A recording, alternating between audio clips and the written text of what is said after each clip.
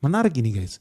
Jadi agen intelijen lu jangan kaget ya, termasuk di Indonesia. Lu udah tau lah ya, di Indonesia ada begitu banyak YouTuber, influencer, Instagram, TikTokers. Itu semua anjing-anjing peliharaan CIA, peliharaan Mossad. Gak usah ngibul lah, udahlah. Semua udah tahu kita juga.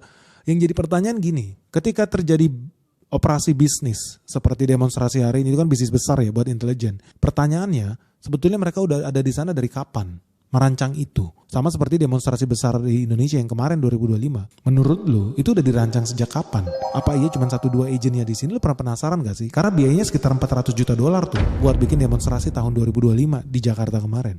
Yang jadi pertanyaan, budget demonstrasi tahun 2026 seperti apa? Dan udah berapa banyak sih agen-agen asing yang beroperasi di Jakarta hari ini?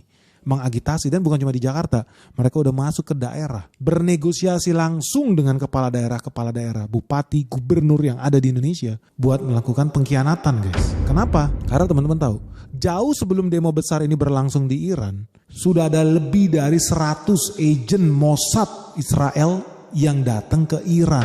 Mereka datang, ada yang pakai paspor Mesir, paspor Indonesia bahkan, paspor Afghanistan, paspor Jepang, paspor Cina, paspor Turki, tentu bukan pakai paspor Israel, dan mereka datang ke Iran. Ratusan orang mata-mata asing beroperasi di Iran jauh sebelum terjadi demonstrasi ini. Dan ini terbukti, lu bisa baca di The Times of Israel, lihat di layar kaca. Ya mereka mengakui, Mossad pun akhirnya karena udah ke-gap, ketahuan mereka, ya akhirnya dia mengakui mereka sudah menempatkan lebih dari 100 mata-mata asing di Iran. Makanya mereka tahu secara persis jenderal Iran ini nginep di hotel mana, lantai berapa, kamar berapa, anaknya pacaran sama siapa, rumahnya di mana, kuliahnya apa.